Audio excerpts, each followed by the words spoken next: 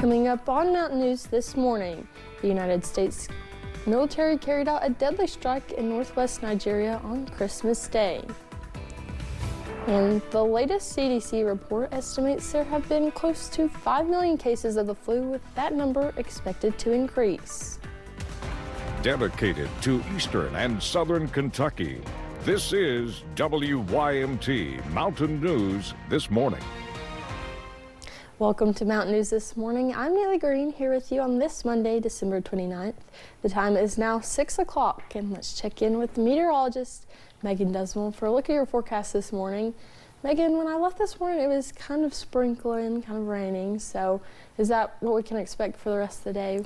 Thankfully, no. The rain is clearing out as we're heading throughout the next couple hours, but you still have to deal with a little bit of sprinkles here and there. For some folks, still dealing with some heavier rain as well. But the main impact will be those temperatures as we see a significant drop as we're heading throughout the day. When I left this morning, it was in the mid 60s, but now we're already down to a mixture of the upper 30s and low 40s for most. So keep in mind, it's going to be a very cold day. In fact, as we look towards the skies, you can just kind of see where that cold front is really impacting with the counties that are nice and dry right now and the colder temperatures, and the folks still seeing the rain right now are in the warmer temperatures. But again, keep in mind, everybody will be cooling down throughout the day and will be stagnating around the upper 20s, low 30s as we're heading into about that 1 o'clock to 3 o'clock time frame. But we'll continue to see temperatures dropping until we're heading overnight to the upper teens and low 20s as those overnight lows. Neely. The parents of the student who was killed in the deadly shooting at Kentucky State University have been arrested in Indiana. This comes days after a grand jury decided not to indict the man arrested in the shooting. Chardonnay Cleveland and Dejon Darrell Fox were charged with intimidation in Vanderburgh County. Police records show the pair made an online threat towards Jacob Bard. He's the man who was charged in the shooting and later cleared by a grand jury. His attorneys claimed self-defense. A 15th victim of the UPS plane crash in Louisville has died. In a post on Facebook, Mayor Craig Greenberg says Elaine Rodriguez Kalina died Christmas morning from injuries he sustained from the crash. The owner and CEO of Grade A Recycling says he was also one of the company's employees, making him the 4th employee killed by the crash. The initial investigation revealed that the left engine and left pylon detached during takeoff. KSB continues to investigate a homicide on Christmas Eve in Rowan County. Around 5:30 Wednesday evening, police got a call that a man had been shot on the 6,000 block of Christie Creek Road in Moorhead. The coroner pronounced the 39-year-old man dead in the driveway. His name has not been released, and KSB tells us so far no arrests have been made. The case will be presented to a grand jury. A 3.1 magnitude earthquake hit Kentucky yesterday afternoon. The U.S. Geological Survey says the epicenter was between Richmond and Lancaster. Jackton Plank introduces us to one of the hundreds of people who say they felt the quake. Sitting at home in her quiet neighborhood on Sunday, Caroline Boyd experienced something she had never endured before. I wouldn't necessarily say shaking, but it was like a rumbling, it felt like in my basement or even outside. Boyd, a retired nurse, says she was looking forward to a relaxing Sunday with her animals before it was upended. She was in the midst of reading when the earthquake began. The retired nurse says she felt and heard the ground beneath her rumble, followed by a loud boom. So I thought to myself, what on earth is that? Because there's no train stations nearby, so it wasn't a train. So I just sat there and listened for about, I'd say it lasted maybe 10 to 15 seconds. Following that, the Lancaster resident says she immediately called her neighbors, then the sheriff's office. After speaking to dispatchers is when she learned that there had been an earthquake. Not too far away at 1247, Dustin Price says the Garrett County Emergency Management Agency first heard from Bluegrass 911 about reports of a loud boom and shaking. Approximately 5 minutes later, we were able to confirm through the state that there was a confirmed 3.1 magnitude earthquake that hit through Garrett County. According to Price, no reports of injuries or property damage were reported. Meanwhile, hours after the incident occurred, Boy said she is thankful. Even if I would have had to have relocated if there was a problem, I have 2 pets, so it could have been really bad. Reporting in Garrett County, Jackson Plank, WKYT. Garrett County EMA says they are thankful for all the agencies who helped respond to yesterday's event. The United States military carried out a deadly strike in northwest Nigeria on Christmas Day. President Donald Trump said he ordered the strike on Islamic State terrorists. In a Truth Social post Thursday, the president accused ISIS of killing innocent Christians in the country.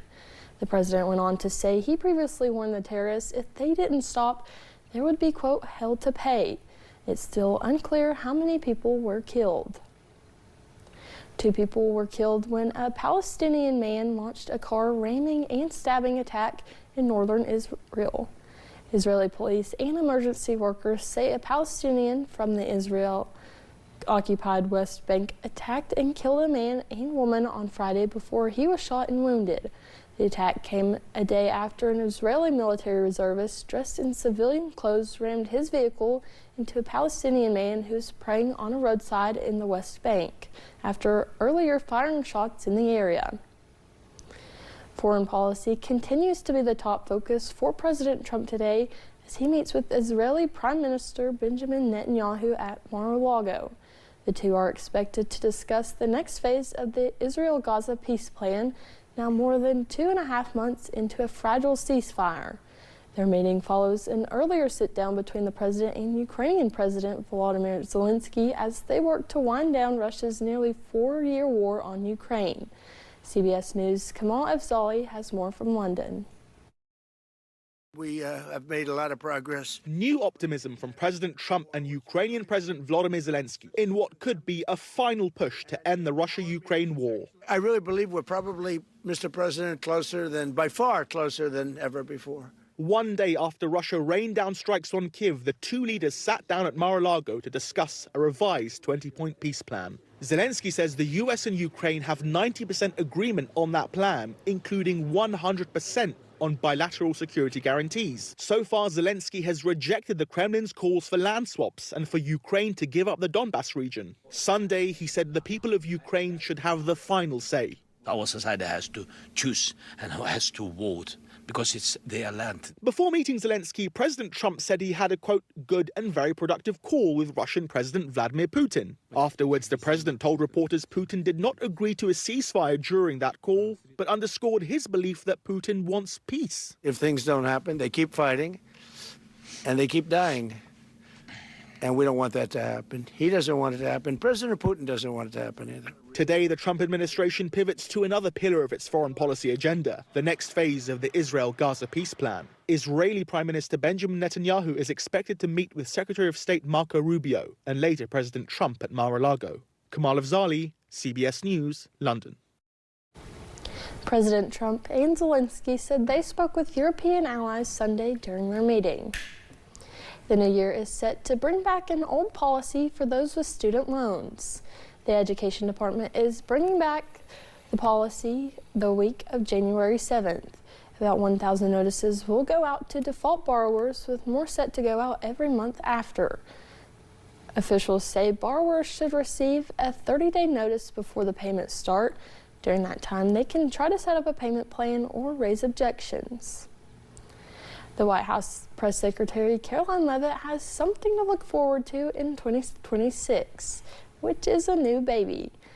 In a social media post today, Leavitt announced she was pregnant with a baby girl.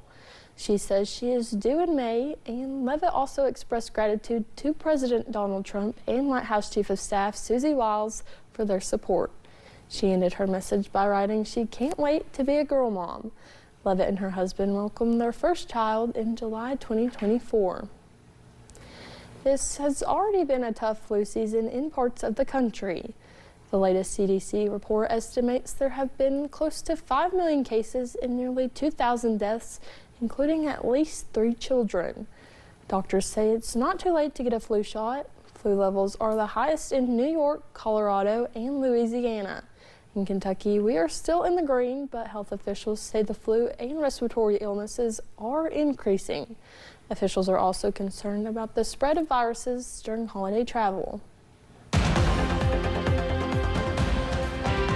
And we're still hanging on to some of that rain this morning. Now, most folks to the west are on the drier side. It's our eastern county folks that have to still deal with some of that rain this morning. And as temperatures continue to drop, there is the slightest chance of a wintry mix, primarily for our Virginia counties. But for the most part, it will be clearing by the time temperatures do drop near that freezing mark. Speaking of, let's take a look at those temperatures. As you can see, a very dramatic drop has already ensued this morning. I mean, we're talking 37 degrees right now in Moorhead and Somerset, 36 in Monticello, whereas we're looking at 51 still in Grundy. But don't worry, that cold front will be catching up, and we'll see those temperatures dropping all day long with a slight break as we're heading into the early afternoon, where we'll kind of see those temperatures stop around those upper 20s and low 30s. But more cooling is on the way, and will eventually drop back down into the upper teens and low 20s overnight and going into your Tuesday morning. So it's going to get cold really quickly. Neely. Thank you, Megan, and thank you for getting your day started with us here on Mountain News this morning. If you're headed out to celebrate New Year's Eve, you can expect to see more blue lights on the road.